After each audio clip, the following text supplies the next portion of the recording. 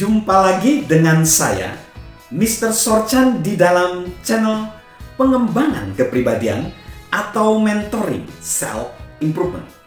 Kita sedang membahas proses perencanaan perubahan dengan menggunakan singkatan atau acrostic plan ahead. Kita tiba di huruf yang keempat, N, notify key person, atau beritahu tokoh-tokoh penting, orang-orang kunci, orang-orang penting di organisasi kita. Sahabat Mr. Sorchan, pemimpin yang baik tidak membagikan informasi tentang perubahan kepada semua orang di organisasi secara bersamaan. Mereka tidak berusaha menciptakan komunikasi yang kelihatannya adil. Enggak ya. Mereka menciptakan komunikasi yang bersifat strategis. Sahabat Mr. Sorchan, sebagai pemimpin, sebelum kita membiarkan massa, membiarkan publik mengetahui apa yang terjadi, kita perlu bertemu dan berkomunikasi dengan tim inti, dengan orang-orang kunci atau tokoh-tokoh penting. Siapa sajakah anggota tim inti? Identifikasilah mereka dengan mengajukan dua pertanyaan kepada diri kita sendiri. Siapa yang harus merencanakan perubahan agar berhasil? Dan yang kedua, siapa yang harus menjalankannya? Jawaban atas kedua pertanyaan itu akan mengarahkan kita ke orang-orang yang harus tahu tentang perubahan sebelum semua orang, publik atau massa yang lebih besar mengetahuinya.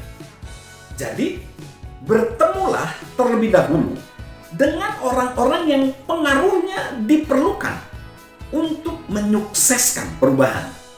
Karena jika mereka tidak percaya, rencana itu tidak akan pernah berhasil. Jadi, kita harus bekerja dengan mereka untuk mendapatkan persetujuan mereka. Biasanya, pertemuan tersebut terjadi secara empat mata, privacy, atau kelompok yang sangat kecil. Di dalam bukunya John C. Maxwell yang berjudul 25 Ways to Win with People, ada satu bab yang berjudul Share a Secret with Someone, atau sharingkan, bagikan rahasia dengan seseorang. Nah, disitulah sebenarnya orang-orang atau tim inti kita. Dengan kita terlebih dahulu memberitahu mereka tentang perubahan sebelum orang lain tahu, itu biasanya membuat mereka jadi orang yang istimewa, dan menyertakan mereka dalam prosesnya itu sangat istimewa banget. Jadi, pelibatan orang-orang tim inti yang tindakannya itu sangat memberikan keistimewaan itu benar-benar biasanya sangat dihargai oleh mereka. Pendekatan pribadi seperti ini memungkinkan terjadinya diskusi yang terbuka, serta munculnya reaksi-reaksi yang jujur. Juga ada pertanyaan-pertanyaan dan ada juga keberatan-keberatan. Jadi, sebenarnya masa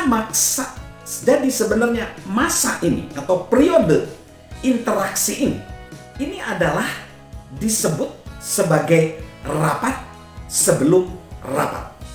Rapat sebelum rapat. Jadi rapat kecil sebelum rapat besar. Jika ini berjalan dengan sangat baik, maka kita bisa berbagi informasi dengan orang-orang yang paling peduli, orang-orang yang akan mengimplementasikan rencana ini. Setelah itu, kita bisa mengadakan rapat-rapat lain dengan kelompok-kelompok yang lebih besar di organisasi. Dan jika rapat sebelum rapat tidak berjalan dengan baik, kita harus bertemu lagi dengan tim inti dan terus-menerus mengadakan rapat dengan mereka sampai kita dapat mengatasi keberatan mereka dan sampai mereka mempercayai perubahan tersebut. Agar berhasil, para penggerak tim atau para penggerak organisasi harus terdiri dari orang-orang yang bersedia. Orang-orang yang bersedia dan orang-orang yang mau terlibat dalam prosesnya.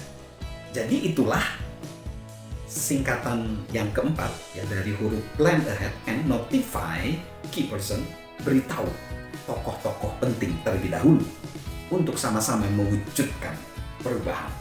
Salam sukses luar biasa, salam mewujudkan perubahan dan salam sehat selalu dari saya, Mr. Sorchan.